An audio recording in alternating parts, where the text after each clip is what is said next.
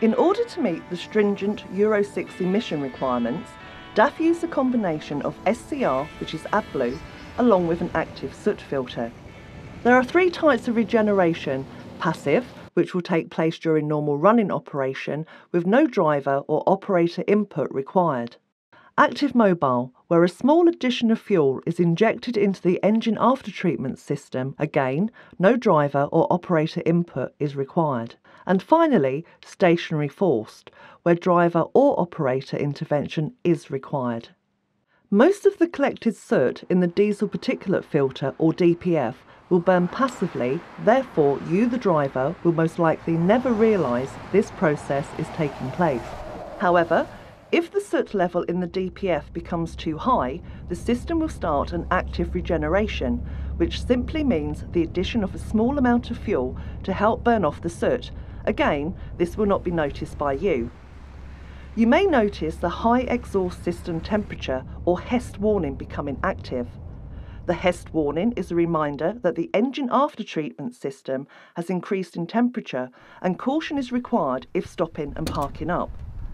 Make sure there are no people, vehicles, animals or combustible materials within 2 meters of the exhaust outlet. If your operation isn't supportive of passive regeneration, primarily urban or multi-drop operations, you may be requested via a pop-up message in the DIP that a static forced regeneration is required. Driver or operator assistance is required using the dashboard mounted control switch. Should this happen, then you may need to allow between 45 and 70 minutes, depending on the soot loading, to complete the regeneration successfully, and a countdown timer will keep you informed. The DPF switch has 3 functions: running, off and initiate. When in the running position and the vehicle is being driven, the system will manage the soot levels automatically and efficiently.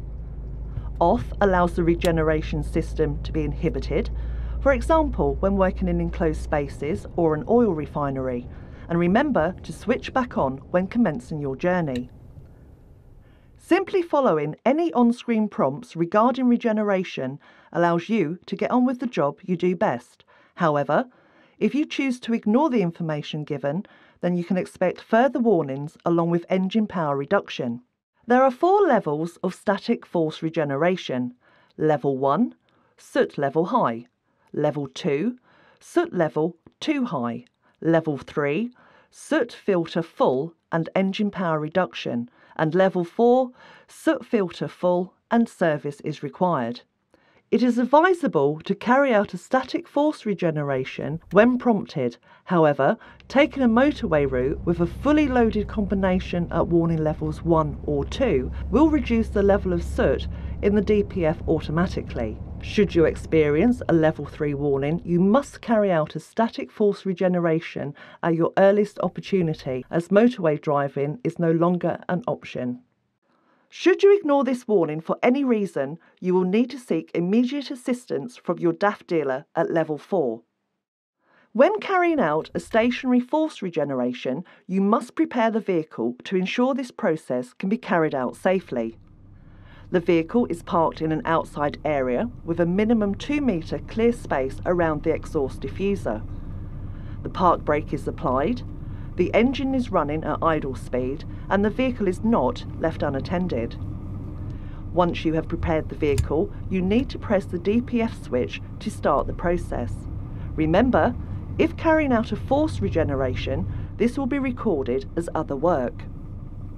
Regeneration is necessary with all new vehicles, but DAF have designed the management of regeneration to keep driver involvement to a minimum and making any DIP instructions that may appear as simple to follow as possible.